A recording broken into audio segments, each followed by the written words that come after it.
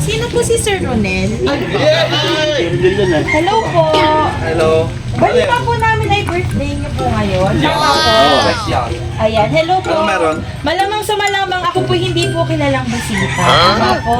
Ayan, pero meron po kasing nagpadala po sa akin dito. Sir, hihingi po ako ng permission para i-video po kayo. Ito po ay para sa nagpadala po Sino ng padala? pake. What is Nagpadala po si Ma'am Joanne sa inyo dahil po ngayon po ay kaarawan niyo po at hindi po siya personal na makakadalo.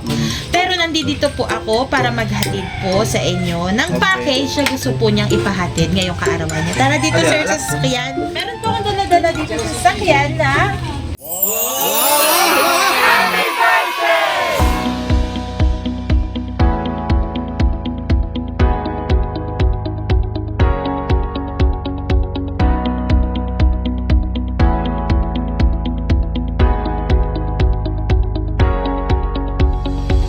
Hello kabayan all over the world. My name is Andre and we are sending love to Pinas.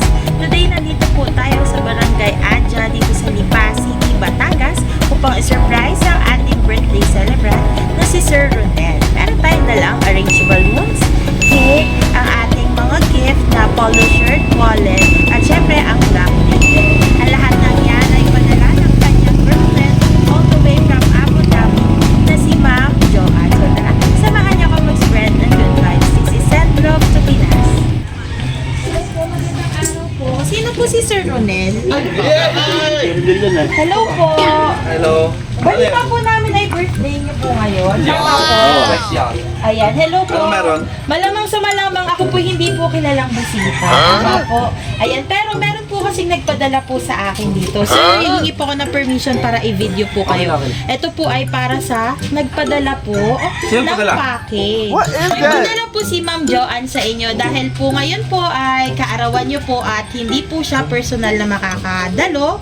Pero nandito po ako para maghatid po sa inyo ng package na gusto po niyang ipahatid ngayong kaarawan niya. Tara dito sir sa sasakyan. Meron po akong dala-dala dito sa sasakyan na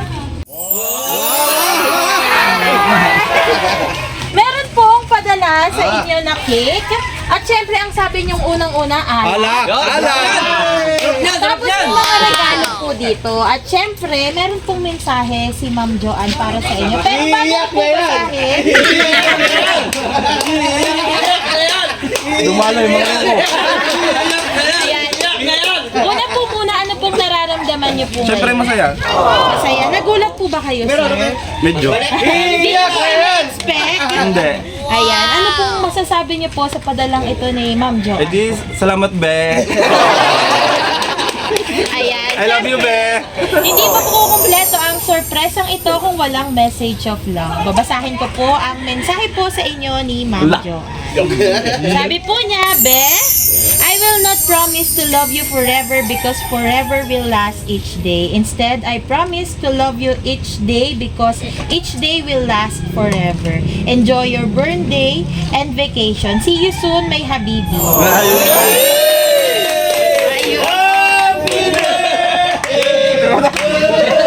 Ayan, meron kayong cake. Pwede po bang kantahan natin si Sir Ronel ng happy birthday? Okay lang po ba? Okay, ito po ang inyong cake. Yung nakalagay po ay happy 30th birthday. Kantahan po natin si Sir ng happy birthday. Ayan, kantahan po natin si Sir Ronel ng happy birthday.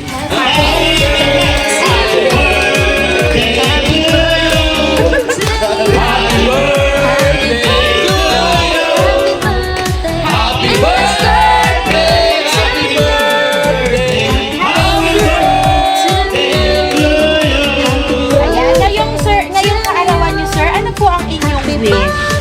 Hindi ako na lang ngayon. Block ko na. Apo. Happy birthday sa inyo, Sir.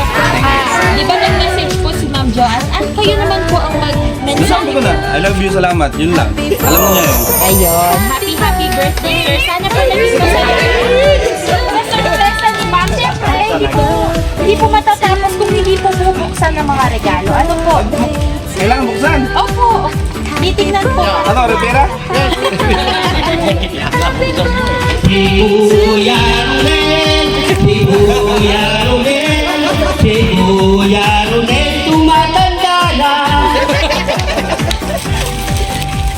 Damit eh. Ayan, meron po padala si Ma'am na branded polo shirt.